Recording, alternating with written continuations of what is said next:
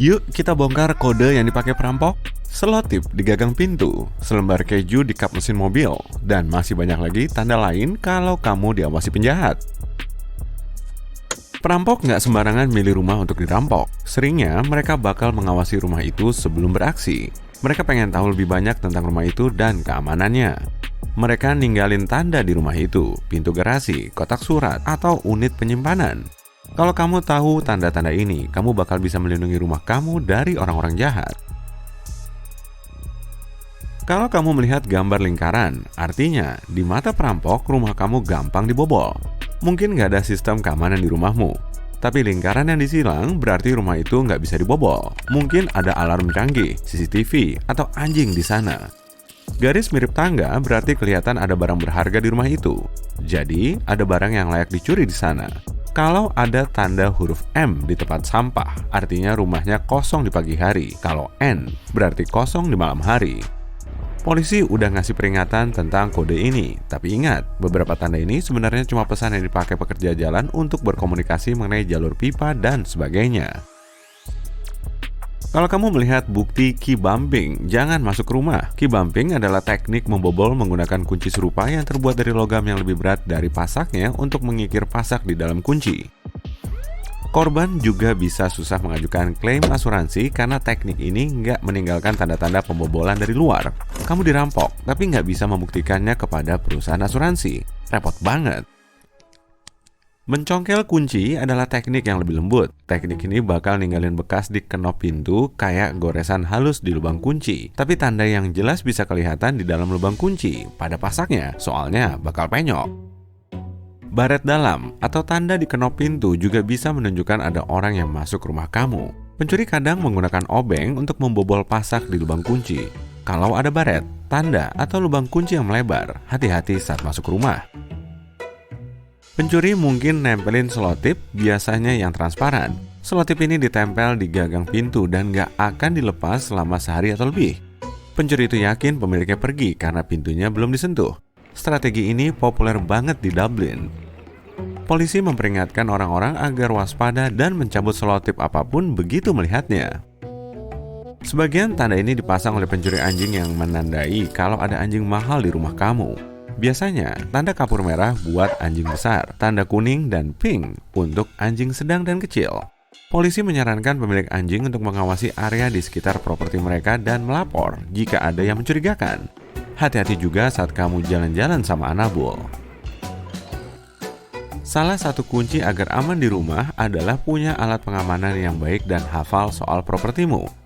Misalnya, kalau kunci pintu depan kamu masih berfungsi tapi lambat, mungkin ada orang yang mencoba membobolnya. Ini mungkin saja karena taktik yang disebut metode kerentanan. Pencuri bikin kunci pintunya perlahan semakin lemah. Mereka pakai alat atau benda buat merusak kunci tanpa meninggalkan jejak. Kamu mungkin mikir kuncinya emang udah usang aja dan malas manggil tukang kunci, tapi itu kesalahan besar.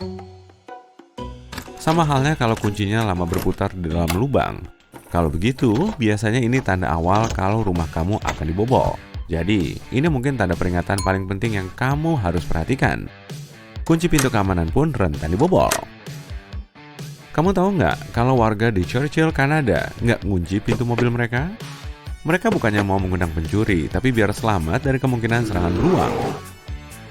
Kota ini punya populasi beruang kutub terbanyak di dunia. Bayangin aja saat seseorang berhadapan sama beruang kutub dan ada mobil orang lain di dekat sana. Dia bisa langsung masuk ke mobil itu untuk berlindung. Sekarang belajar tips keamanan biar nggak dicopet yuk. Pertama, jangan bawa tas bahu di bahu. Emang dirancang buat dibawa di bahu sih, tapi copet jadi lebih gampang menjamret tas kamu. Menjepit tas tangan model clutch di ketiak lebih aman. Belanja bersama orang lain lebih aman daripada belanja sendirian. Kalau lagi belanja atau lagi apapun, jangan bawa uang berlebihan. Oh iya, jangan masukkan semua kartu kredit kamu di tas yang sama juga. Bawa secukupnya saja buat hari itu. Kamu mungkin mikir, bentar aja kok, tapi jangan pernah ninggalin tas kamu di troli belanjaan atau meja. Lalu ada juga penipuan. Waktu kamu percaya kamu nggak bisa ditipu, mungkin kamu malah lebih rentan terhadap rencana penipu itu. Penipu mengincar semua orang dari berbagai latar belakang, usia, dan penghasilan. Mereka bisa menjebakmu saat kamu lengah. Mereka menggunakan teknologi, produk, atau bahkan layanan baru untuk mancing kamu biar ngasih mereka uang atau informasi pribadi. Gimana sih caranya biar nggak ditipu? Pertama, ingat kalau suatu tawaran kelihatan terlalu menggiurkan, berarti emang nggak beres. Kedua, jangan jawab telepon yang minta akses jarak jauh ke komputermu meskipun mereka bilang dari perusahaan terkenal. Penipu bakal sering minta kamu menyalakan komputer buat memperbaiki masalah atau menginstal upgrade gratis. Sebenarnya, itu virus untuk mendapatkan password dan informasi pribadi. Terakhir, perhatikan permintaan pembayaran yang aneh. Penipu sering minta kamu menggunakan metode pembayaran yang nggak biasa, kayak kartu debit yang dibeli sudah termasuk saldo, voucher, atau kartu iTunes. Pembajak mobil dan selembar keju, apa hubungannya? Bayangin kamu lagi jalan ke mobilmu dan melihat keju yang meleleh di kap mesinnya. Awalnya, kamu ngira ada yang lagi ngeprank kamu. Jadi, kamu bersihin kap mobil kamu. Biasanya, itu butuh waktu lama. Perhatikan sekelilingmu. Mungkin ada yang mengawasi kamu dari jauh dan nunggu waktu yang pas. Mereka bisa langsung masuk ke mobilmu dan kabur waktu kamu nggak merhatiin pintu sopir, karena sibuk bersihin keju di dekat sisi penumpang. Tahukah kamu kalau kamu mungkin punya kunci cadangan di mobil? Sebagian mobil punya kunci vale yang tersembunyi di dalam buku manual atau di kotak alat di bagasi. Kalau ada, cepetan ambil. Kalau kamu tahu tempatnya, pencuri juga pasti tahu. Oh iya, jangan umpetin kunci cadangan kamu di dalam mobil. Pasti bakal ketahuan pencuri mobil.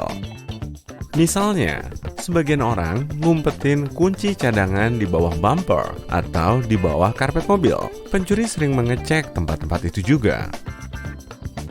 Ngomong-ngomong soal pencurian mobil, mungkin sekarang waktunya membahas kebiasaan dan strategi pencuri mobil. Mereka nggak akan pergi ke lokasi yang terbuka dan terlihat kayak di depan rumah atau di pinggir jalan. Tempat gelap dan tertutup kayak gedung apartemen, serta tempat parkir bawah tanah jadi tempat pilihan mereka karena lebih sepi. Pencuri jadi bisa dengar kalau ada orang yang datang. Kamu pernah dengar nomor rangka kendaraan alias VIN? Ini adalah nomor unik untuk setiap mobil. Kamu bisa mengukir VIN di kaca mobilmu. Tindakan ini bikin onderdil yang dipreteli dari mobil kamu kurang berharga. Selain itu, harga kaca mobil cukup mahal. Jadi, pencuri akan menghindari mobil kayak gitu. Tapi emang sebaiknya jangan jadi target yang mudah dan mengundang. Apa kamu pernah mengalami sendiri hal-hal seperti ini?